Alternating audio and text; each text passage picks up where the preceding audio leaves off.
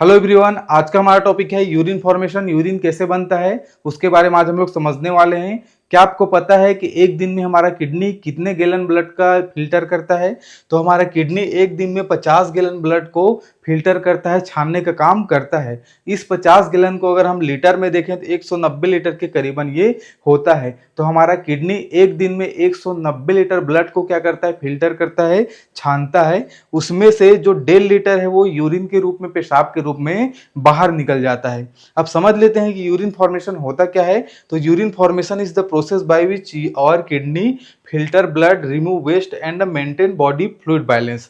ठीक है, तो यूरिन फॉर्मेशन क्या है? एक प्रकार का प्रोसेस है, प्रक्रिया है, जिस प्रक्रिया में हमारा किडनी क्या करता है? हमारा जो ब्लड रहता है उसको फिल्टर करने का, छानने का काम करता है, और उसमें से जो वेस्ट प्रोडक्ट रहता है उसको बॉडी से यूरिन के रूप में, यूरिन बनाकर बाहर निकालने का काम करता है, और मेंटेन बॉडी फ्लूइड्स, हमारे बॉडी का जो फ्लूइड्स रहता है उसको मेंटेन करने का काम करता है, नियंत्रण रखने का काम करता है। अब इसको हम लोग 3 प्रोसेस में समझ सकते हैं। ठीक है, this process mainly happen inside the nephron.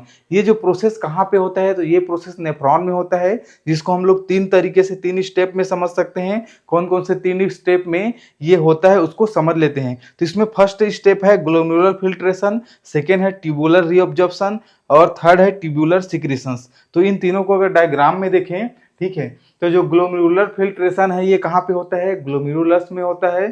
ठीक है, सेकेंड जो है ट्यूबुलर रीअब्जॉर्प्शन से कहाँ कहाँ पे होता है? तो ये प्रोक्सिमल कन्वर्टेड ट्यूब्यूल में होता है, लूप ऑफ हेनले में होता है, और डिस्टल कन्वर्टेड ट्यूब्यूल में होता है। इन तीनों में क्या होता है? ट्यूबुलर रीअब्जॉर्प्शन होता है।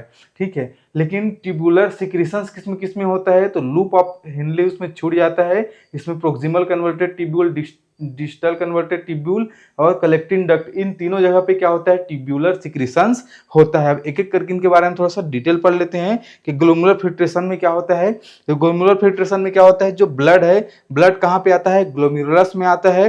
फिर ग्लोमेरुलस से वो क्या होता है? फिल्ट्रेट होके वहां पे क्या होता है? उसका छानने का काम होता है, फिर वो वुमेन्स कैप्सूल में चला जाता है। इसको थोड़ा अच्छे से समझ लेते हैं। जो ब्लड होता है, तो ब्लड के साथ, ब्लड में और क्या रहता है? वाटर रहता है, साल्ट रहता है, ग्लूकोज रहता है, और वेस्ट मटेरियल रहता है, जैसे यूरिया, क्रेटिनिन, ये सब चीज रहता है। तो इन सब को एक साथ क्या बोलते हैं? फिल्ट्रेट बोलते हैं। तो ऐसा ब्लड जिसमें फिल्ट्रेट मौजूद है, ये ब्लड कहाँ आ जाएगा? ये ब्लड आ जाएगा ग्लोमेरुलस में। अब ग्लोमेरुलस में क्या होता है? बहुत सारे कैपिलरीज होते हैं। उन कैपिलरीज में क्या होता है? हाई ब्लड प्रेशर होता है। अब इस हाई ब्लड प्रेशर क्या करेगा? उसको, उन कैपिलरीज में जो फिल्ट्रेट आया है उन फिल्ट्रेट को पुश करेगा, इन सब को क्या करेगा? पुश करेगा। तो ये क्या होते हैं? साइज में बहुत छोटे होते हैं, स्मॉल मॉलिक्यूल्स होते हैं। तो ये स्मॉल मॉलिक्यूल्स होने के कारण क्या होता है? ये जो फिल्ट्रेट है ये आगे बढ़ जाता है। आगे कहाँ बढ़ जाता है? वुमेन्स कैप्सूल में आ जाता है।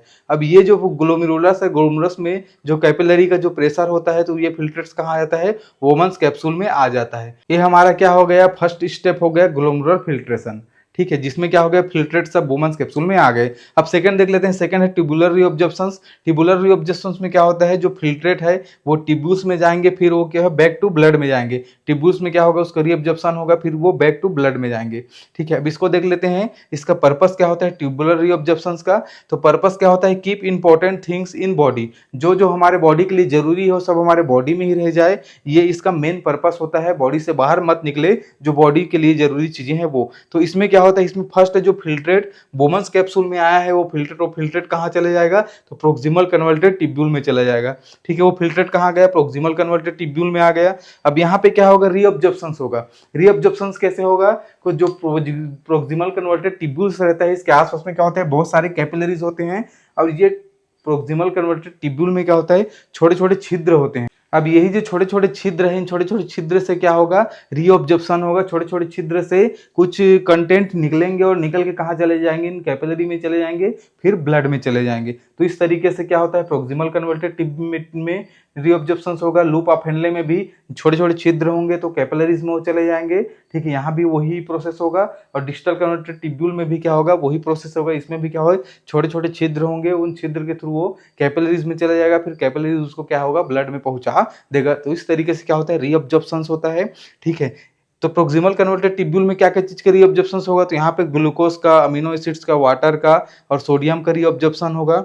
ठीक है, फिर वो कहाँ पहुंच जाएगा, बाकी सब्सटेंस जो बचेंगे वाटर, क्रिएटिनिन, वेस्ट प्रोडक्ट जो रहेंगे वो सब कहाँ चले जाएंगे, लूप ऑफ हेनले में चले जाएंगे।